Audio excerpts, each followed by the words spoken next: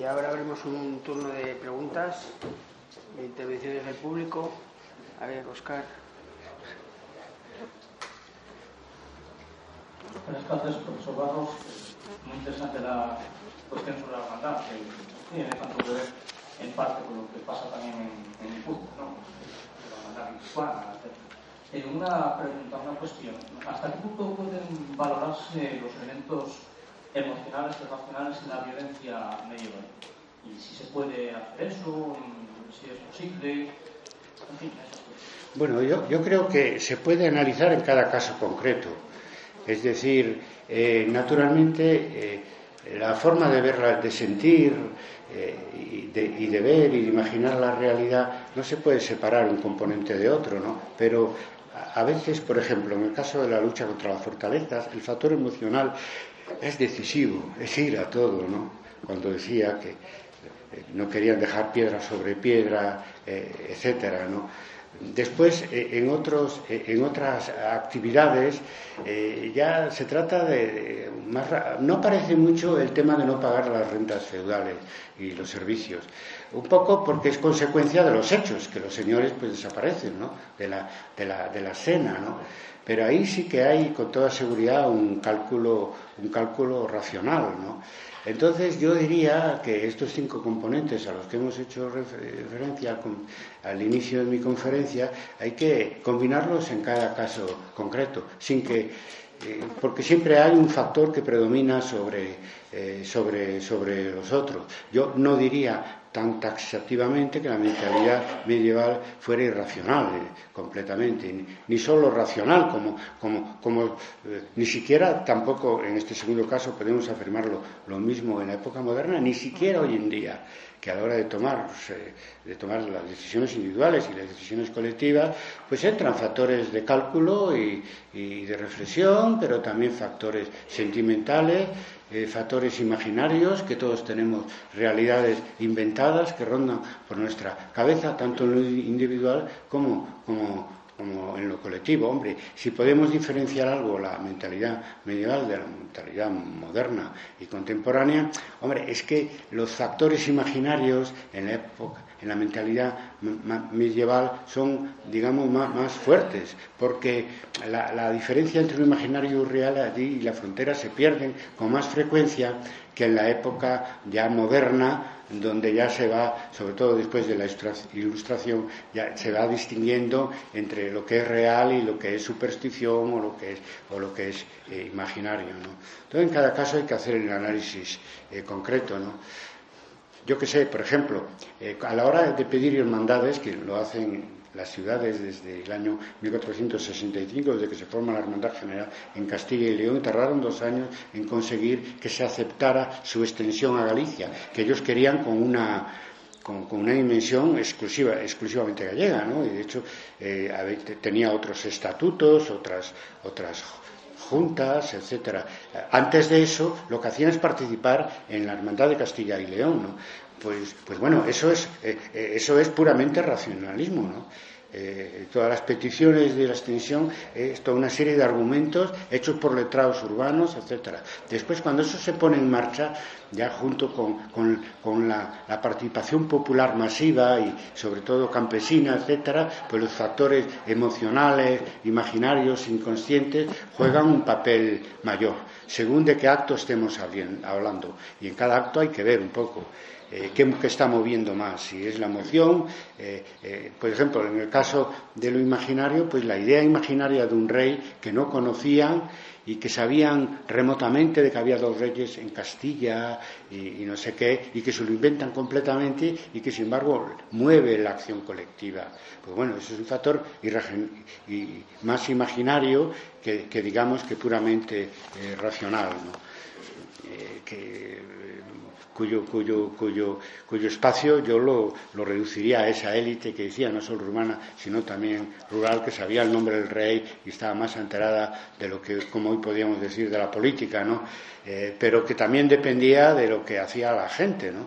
Porque el orden de derrocar las fortalezas no se decidió en ninguna junta de la Santa Hermandad, sino que yo pienso que surgió por la resistencia de algunos alcaides a ceder la fortaleza determinada a la Santa Hermandad, la tomaron por asalto y una vez que la tomaron por asalto la derrocaron. Y empezaron derrocando probablemente la Rochaforte en Santiago, yo creo, y después eso se fue contagiando al resto de Galicia, o hubo en el mes de abril de 1467 focos diversos como consecuencia de situaciones parecidas, de fortalezas tomadas por asalto y después del odio ese colectivo que existía sobre el papel de las fortalezas contra las que había pues una lista de agravios tremendos que se concentraba en homicidios, robos, violaciones de mujeres y secuestros fundamentalmente. Yo lo estudié en una obra mía, Mentalidad Justiciera de los Simandiños. Eran los 4 delitos de los que protestaba la gente y que motivan el estallido de la revuelta, y buena parte de esas acusaciones iban contra las guarniciones militares de las fortalezas, en algunos casos personalmente contra los propios señores. Hola, buenas tardes. Tenía 2 preguntas. Una es si la Iglesia de alguna manera incentivaba la violencia contra otras minorías religiosas, como pueden ser los conversos, los musulmanes y algún tipo de hereje. Y por otra parte, si existía algún tipo de código penal en el que a tal delito se le aplicaba tal castigo o similar. Sí, mira, lo primero decirte que en el caso de Galicia en general, en el norte todo, no hubo demasiados pogroms, ¿no? Demasiadas persecuciones de judíos. Porque esto no dejaba de ser, pues, los judíos, los chivos expiatorios de las tensiones sociales, y a veces, pues, interesadamente se se aprovechaba el antisemitismo que existía en sectores populares para tratar de desviar las tensiones sociales contra los judíos y evitar que fueran, como en el caso de Galicia, contra los propios señores y sus castillos, ¿no? Y de hecho, en Galicia no hay pogroms durante la época medieval, ni siquiera después de 1391, sino que simplemente no hay porque tenían sus propios chivos expiatorios, que eran las fortalezas. Es decir, que allí la tensión social fue en otra dirección, y los judíos aparecen por lo menos convocados. Probablemente participaron también, porque las ciudades participaron en su conjunto, y suponemos, con el concejo al frente, que también los judíos. Pero es que en Orense está documentado un pregón de la hermandad donde se llamaba a cristianos, judíos y moros a participar en el derrocamiento del castillo que amenazaba la ciudad, que era el castillo Ramiro. No olvidemos que, en fin, la península es muy diversa. Había 2 coronas, Castilla y Aragón, y dentro de la corona de Castilla estaba el País Vasco, estaba Galicia, había todo esto que se llama ahora, los que creemos en la pluriregionalidad y plurinacionalidad de España. Eso nace en la Edad Media, ¿no? Y nace en la Edad Media. Entonces son realidades que se pueden manifestar de manera muy distinta, pues desde Segovia hasta Zumárraga o Santiago de Compostela, ¿no? Y de hecho, bueno, Óscar hizo referencia a las hermandades de una manera, digamos, más bien provincial, ¿no? Que otra cosa. También derrocaron fortalezas, y con el apoyo de Enrique IV, y jugaron un papel parecido al de Galicia. Sin embargo, pues en Galicia fue un proceso mucho más unificado y, si se quiere, mucho más radical, porque también apoyados en el mismo rey, Enrique IV, que tiene tan mala fama en la historiografía decimonónica por otras cosas, pero sin embargo que fue un rey tan popular que merecía una rehabilitación. Por lo tanto, ahí el antisemitismo se mantuvo a un nivel bajísimo. Existió también, no llegó, no superó el umbral de la violencia en el caso de Galicia. Y pues el problema de la ley en la Edad Media es que lo que se parece más a un código son las partidas, pero las partidas son del siglo XIII, pero no entran en vigor más que en tercer lugar hasta 1345 con Alfonso XI, y en tercer lugar porque antes entra la jurisdicción local, los fueros, etcétera. Lo que entendemos por ley es un fenómeno moderno. lo que había es jurisprudencia de jueces, como ya sabemos, y unas partidas pensadas por el rey sabio para ser de uso obligatorio, pero que hasta un siglo y medio después no aparece por parte de su sucesor, Alfonso XI, en tercer lugar de la preeminencia en cuanto a referencias legislativas en las que tenían que apoyarse los jueces. Pienso que el derecho medieval es más jurisprudencial que otra cosa, y pesa mucho la tradición oral y los usos y costumbres que se prestan con más facilidad a lo que se llama el uso alternativo. Es decir, que pueda ser enarbolado por los señores contra los vasallos y por los vasallos contra los señores, ¿no? ¿Alguien más quiere hacer una intervención?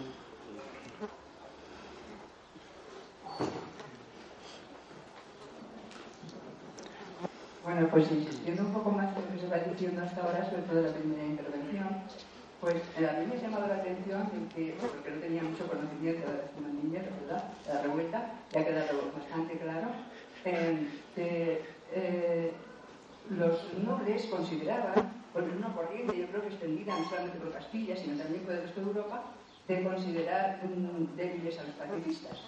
Y decían que los nobles exigían del rey que no fuera pacifista, porque entonces era sin coraje, más bien un pacificador valiente, que procurase la paz en el reino a toda costa, a cualquier precio, incluso la vida de sus súbditos. Pues aunque no hubiera legislación al respecto, esto forma parte del imaginario colectivo, y entonces pienso que los reyes hacían caso de esas propuestas nobiliarias, o en qué medida actuaron en consecuencia. Bueno, el rey tenía que guardar la paz, la seguridad y la justicia en el reino, ¿no? Teóricamente tenía una función de equilibrio entre las diferentes fuerzas sociales, aunque naturalmente al mismo tiempo era representante de la clase señorial, tenía esa doble función, como todos sabemos, ¿no? Y muchas veces inclinaba, según le podía interesar, a ser el representante de los señores feudales, él era el primero de ellos, o bien a mantener el equilibrio pues con las ciudades, también en este caso con las hermandades populares. En el caso a que estamos haciendo referencia, Enrique IV, es que le interesaba mostrarse popular en Galicia porque necesitaba el apoyo político de la Santa Hermandad del Reino de Galicia en su guerra con el príncipe Alfonso. Había un interés político concreto, pero también hay que destacar que nunca enviaron tropas las hermandades de Galicia a participar en la guerra civil en Castilla, lo cual ellos iban a lo suyo, como ya digo, y el rey prefería pues tenerlos ahí porque neutralizaban, digamos, a la nobleza gallega, que en buena medida era enemiga de él, ¿no? Mayoritariamente. Entonces, de alguna manera, como estas revoluciones triunfan en momentos de vacío de poder y circunstancias muy, muy especiales, y donde la propia clase dirigente se divide, y en este caso había incluso dos reyes, ¿no? Y ellos, los irmandiños, aprovecharon para ocupar el espacio de poder y llevar a cabo una política, digamos, más popular. Los reyes tenían la obligación de ser pacificadores. Es que lo que se hizo en el tránsito al feudalismo es ceder el monopolio de la violencia a la caballería, a los señores laicos, ¿no? Eso es la operación de la que se desdijeron después, entre finales del siglo XV y principios del siglo XVI, con la construcción del Estado moderno. Le retiraron esas atribuciones de Estado, diríamos, que fueron cedidas a partir del Imperio Carolingio, de que se deshizo el Imperio Carolingio. En la Alta Edad Media fueron cedidas por parte de los reyes a los señores, cada uno en su jurisdicción, como es la función militar, la función hacendística y la función judicial. Y eso, al final de la Edad Media, se lo retiran, en el caso nuestro, con la ayuda de los irmandiños, que durante ese intervalo de 2 años ejercieron todos esos poderes que definen el Estado medieval, es decir, tenían el ejército, cobraban los impuestos ellos y sobre todo administraban la justicia, porque es la función principal del Estado en la época medieval. Y el rey también les apoya porque lo tiene fácil, porque el discurso del rey es un discurso de luchar por la paz, la justicia y la seguridad del reino. Esas son palabras oficiales que están en las crónicas y que están en los manuales sobre cómo debe ser el príncipe y en todos los sitios, ¿no? Y entonces la habilidad de los irmandiños es que supieron utilizar lo que en términos antiguos podríamos llamar la ideología dominante, pues un poco para subvertir un orden que estaba siendo subvertido en toda Europa por el momento en el que estamos de transición de la Edad Media a la Edad Moderna. Todo esto sucede a las puertas de la Edad Moderna, ¿no?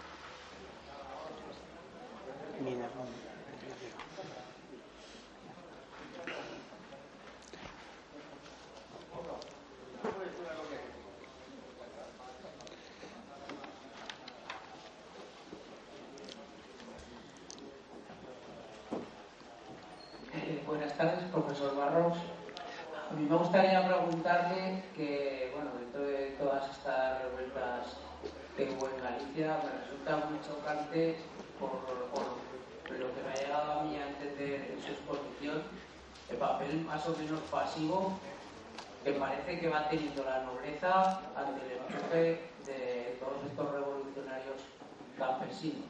Entonces parece que da una sensación de que es una nobleza pasiva que parece que poco a poco la van avasallando desde los elementos más bajos que hay entonces en la sociedad.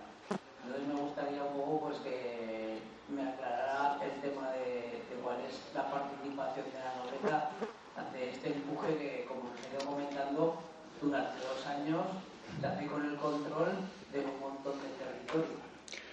Bueno, no cedieron el poder así tan fácilmente, ¿no? Es decir, en el inicio de la revuelta hay batallas y hay sangre y hay, yo qué sé, Monforte cambia de manos varias veces. Por ejemplo, en algún caso en Orense aparece que en ese contexto de guerra con los señores, aparece que entran los irmandiños y acuchillan a la guarnición de una fortaleza para tomarla, que es en la Limia, en la tierra, la fortaleza de Sande y cosas así. Yo es que busqué ese contraste, pero al principio y al final hay verdadera violencia. Y tienen que reunir ejércitos muy numerosos, como nunca se habían visto en Galicia. Un ejército normal de una casa señorial, incluso de una hermandad, de un momento no extraordinario, los que reunían los irmandiños en las 3 zonas en las que en la práctica parece que estaban divididas militarmente, pues eran 4.000 o 5.000 personas. Pero es que en la persecución del conde de Lemos aparece la cifra de 30.000. Y en su conjunto en algún sitio aparecen 80.000. Las cifras en la época medieval no hay que hacerle un caso, demasiado caso, o sí. Vamos a ver, en cuanto a la literalidad no tanto, porque tampoco sabían contar muy bien. Pero en cuanto, desde el punto de vista de la mentalidad, se sabe que un ejército se puede distinguir de 100 cuando llegan las 100 lanzas con los enviados reyes católicos, con 4 o 5.000 que era lo habitual. Por ejemplo, los 12.000 que aparecen en las declaraciones de Petro de Tavera Fonseca, que asediaron la Rochaforte, cerca de Santiago de Compostela. Yo creo que fue la primera que tomaron por asalto y que derrocaron. Entonces, 10.000, 30.000, ya más dudoso es 80.000, porque sumar todos los ejércitos. Era en realidad una sociedad en armas, ¿no? Etcétera. Y son ejércitos que mucho más numerosos de los que podía reunir un señor. De todas maneras, cuando regresan en el año 1469, ganan las batallas campales. Entran 3 ejércitos, uno dirigido por Pedro Madruga, del que hablé, que viene de Portugal, porque él estaba casado con una portuguesa, y consigue de casas nobles portuguesas que le ceden hombres y algunos vasallos, antiguos vasallos de él y criados de él, bueno, él se movía por la zona de Tuy y que engrosan su ejército. Después el arzobispo Fonseca viene de Salamanca con un ejército, también pues, empeñan sus joyas, lo poco que tienen, con ayuda de sus familias, y viene de Salamanca y el conde de Lemos desde León, ¿no? Entonces el ejército de Pedro Madruga y de Fonseca se reúnen en la cercanía de Santiago de Compostela y en una batalla Valmalige derrotan a los irmandiños por la astucia de Pedro Madruga, que no quiso esperar a que se reunieran las tropas que venían desde diversos puntos de Galicia y los dispersan, ¿no? Y entonces, en ese sentido, los irmandiños 2 años después pierden las batallas campales, pero se fortalecen en todas las ciudades. Ni una sola ciudad pudieron tomar porque es sumamente difícil una ciudad amurallada, que tomarla, ¿no? Y entonces tienen que negociar, y negocian en condiciones, pues bueno, favorables. En el caso de Santiago de Compostela, que era el mayor señorío feudal de Galicia, la negociación implicó que de una manera clara no se reconstruía ninguna de las fortalezas derrocadas y hoy están por los suelos. Eso provocó 60 años después el pleito de Tavera Fonseca, porque el arzobispo entrante decía al arzobispo saliente, que era hijo del que había sido el adversario de los irmandiños, porque en aquellos tiempos los arzobispos padres eran sucedidos a veces por los arzobispos hijos. Pues bien, pues el saliente, Juan Tavera, en la época de Carlos V, puso pleito al hijo de aquel Fonseca, al arzobispo Fonseca, que de principios del siglo XVI, porque él y su padre no habían obligado a sus vasallos a reconstruir las fortalezas que eran patrimonio de patrimonio inmortal de la Iglesia de Santiago, y por eso surge el pleito de la Fonseca, porque los fonsecanos buscan por toda Galicia a supervivientes de la Revuelta Armandiña para que expliquen que fue tan irreversible el movimiento que no podía, que nadie podía derrotarlo, tampoco los nobles. Se trata de un acontecimiento, digamos, extraordinario, un momento extraordinario. La gente dejó las cosechas, todo, para nutrir los ejércitos irmandiños, y simplemente superaron en número. A la vuelta lo que pasa es que pesó más, digamos, la capacidad militar de la nobleza. Y yo creo que en la batalla de Valmalige y en otras que perdieron los irmandiños pudo más el peso de la caballería. Los ejércitos irmandiños eran más bien infantes, aunque había caballeros e hidalgos a caballo que participaban en esos ejércitos. Y bueno, y fueron derrotados, porque eso vinieron con fuerzas de refresco, que no eran sus vasallos, que vinieron de Castilla, de León y de Portugal. O sea que no les fue nada fácil y no fueron nada pasivos. Es decir, defendieron con uñas y dientes sus fortalezas y sus tierras, como es habitual, pero también se enfrentaron a una fuerza unificada. Ellos estaban muy divididos. Después de la revuelta, claro, en fin, se crearon confederaciones para que no volvieran a levantarse, etcétera. Pero triunfaron los irmandiños porque los nobles estaban guerreando entre sí todo el día, ¿no? Estaban muy divididos. Y entonces eso les permitió, unificando un ejército, vencerlos. No fue nada fácil. Muchas gracias. ¿Alguna intervención más?